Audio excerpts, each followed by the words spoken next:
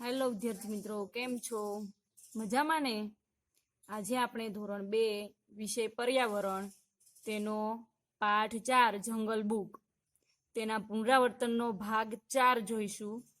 આગળના ભાગની અંદર તમે જોડકા, ખરા ખોટા, ખાલી જગ્યા, મને ઓળખી મારું નામ લખો એ સમજી ગયા. આજે આપણે નીચે આપેલા પ્રશ્નો, એને ઇંગ્લિશમાં કહેવાય ક્વેશ્ચન, QUESTION ના જવાબ, એને ઇંગ્લિશમાં કહેવાય આન્સર લખો. નીચે આપેલા પ્રશ્નોના જવાબ લખો. ચાલો આપણે એની અંદર પહેલો જવાબ જોઈશું. પહેલું છે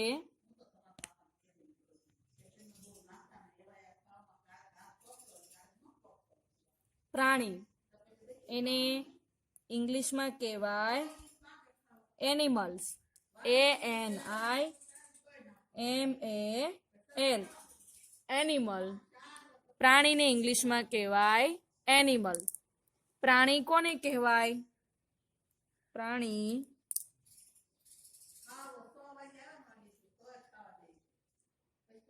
કોને કહેવાય?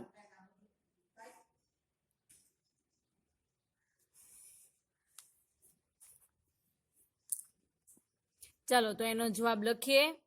જેને પ્રાણી કોને કહેવાય? જેને 4 પગ હોય અને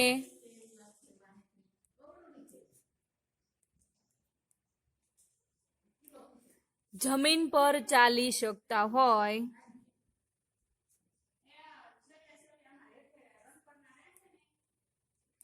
જેને 4 પગ હોય અને જમીન પર ચાલી શકતા હોય તેને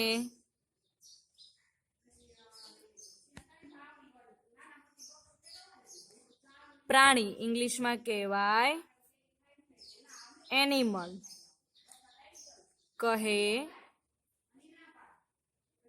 છે.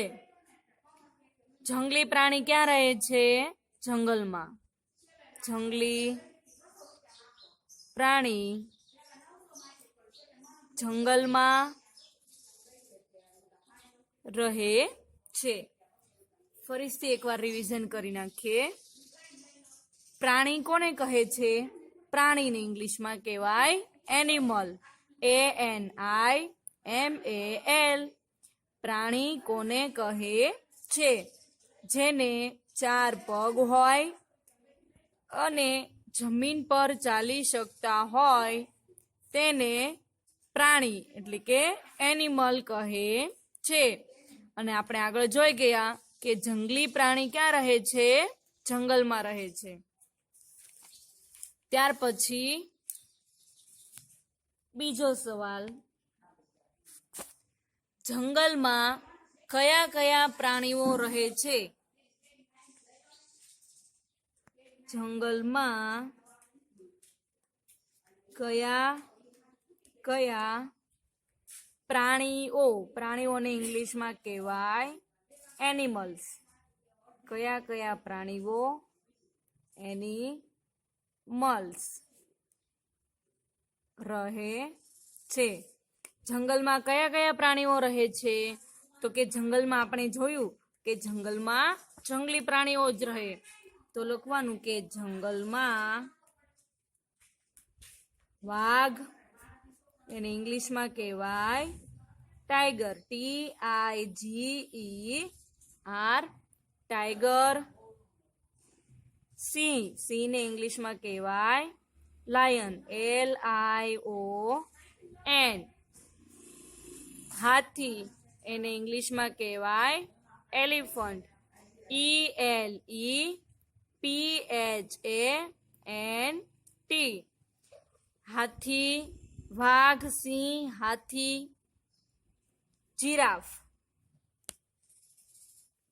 જીરાફને ઇંગ્લિશમાં કહેવાય જીરાફ, GIRAFFE, જીરાફ. સાબર, સસલું એને ઇંગ્લિશમાં કહેવાય રેબિટ. RABBIT rabbit. પછી શિયાળ એને ઇંગ્લિશમાં કહેવાય FOX. વગેરે પ્રાણીઓ રહે છે. ફરી એકવાર રિવિઝન કરીએ. જંગલમાં કયા કયા પ્રાણીઓ રહે છે? તો કે જંગલમાં વાઘ એને કહેવાય ટાઈગર. સિંહ એને ઇંગ્લિશમાં કહેવાય લાયન. હાથી એને ઇંગ્લિશમાં કહેવાય એલિફન્ટ. જીરાફ એને ઇંગ્લિશમાં કહેવાય GIRAFFE. સાબર. સસલું એને ઇંગ્લિશમાં કહેવાય રેબિટ. RABBIT. શિયાળ એને ઇંગ્લિશમાં કહેવાય ફોક્સ. વગેરે પ્રાણીઓ રહે છે. ચાલો હવે આપણે જોઈશું ત્રીજો સવાલ. સસલું એને ઇંગ્લિશમાં કહેવાય રેબિટ. RABBIT. સસલું ઇંગ્લિશમાં કહેવાય રેબિટ. કેવું પ્રાણી છે? કેવું પ્રાણી. પ્રાણીની ઇંગ્લિશમાં આપણે શું કહીએ? એનિમલ. કેવું પ્રાણી છે. અને તે શું ખાય છે? તે શું ખાય છે? સસલું ઇંગ્લિશમાં કહેવાય રેબિટ. સસલું એટલે કે રેબિટ. કેવું પ્રાણી. પ્રાણીની ઇંગ્લિશમાં કહેવાય એનિમલ્સ છે. અને તે શું ખાય છે? સસલું કેવું પ્રાણી છે? તે શું ખાય છે? તો જવાબમાં લખવાનું સસલું સૌથી નાજુક પ્રાણી છે. સસલું એને ઇંગ્લિશમાં કહેવાય રેબિટ. RABBIT. સસલું નાજુક પ્રાણી છે અને તે ઘાસ ખાય છે. ઘાસ.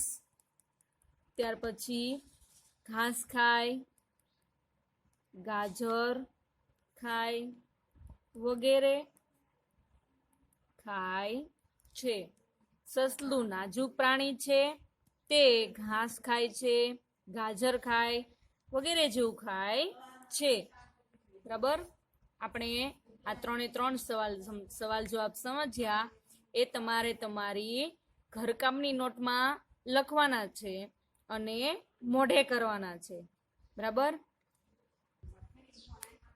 ચાલો આપણે હવે જોઈએ આગળનો પ્રશ્ન. નીચે આપેલા નામના ચિત્રો ચોંટાડી તેની નીચે ચિત્રનું નામ લખો. આગળના પાઠમાં આપણે આ રીતે કરેલું. બરાબર. જે તમને અહીંયા નીચે કૌંસમાં ચિત્રો પ્રાણીઓના નામ આપેલા છે તેના તમારે ચિત્રો ચોંટાડવાના છે અને તેના નીચે નામ લખવાના છે. તો આપણે કયા કયા ચિત્રો ચોંટાડવાના છે? વાઘ, સિંહ, હાથી, સસલું, સાબર, જીરાફ, શિયાળ અને હરણ. આટલા ચિત્રો તમારે તમારી નોટબુકમાં ચોંટાડવાના અને તેના નીચે આ ચિત્રોના નામ લખવાના છે. તેના હું તમને નમૂનો બતાવું છું. એ રીતે તમારે ચોંટાડવાના છે. જુઓ, અહીં આપણે પહેલું ચિત્ર શેનું ચોંટાડેલું છે? વાઘ. ચિત્ર ચોંટાડેલું છે અને તેના નીચે વાઘનું નામ લખેલું છે. બરાબર. ચિત્રમાં આપણને વાઘનું ચિત્ર દેખાય છે અને એનું સ્પેલિંગ પણ છે. એના નીચે ચિત્રમાં નામ લખેલું છે. બરાબર. આ રીતે વાઘનું ચિત્ર ચોંટાડવાનું, એના નીચે નામ લખવાનું. ત્યાર પછી આપણે બીજું ચિત્ર શેનું છે?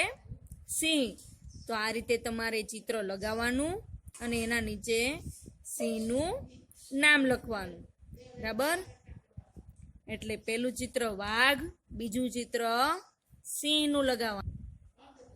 ત્યાર પછી હાથી, બરાબર, હાથીનું ચિત્ર લગાવવાનું, એના નીચે નામ લખવાનું. આ રીતે ચિત્ર લગાવી અને નીચે નામ લખવાના છે. પછી જીરાફ, સાબર, શિયાળ, આ રીતે એક પેજમાં 2 ચિત્ર ચોંટાડી અને એના નીચે નામ લખવાના છે, બરાબર.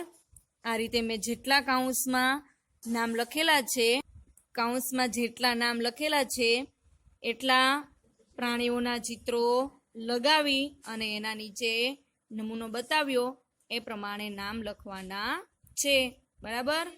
હવે આપણે મળીશું આગળના વિડીયોમાં.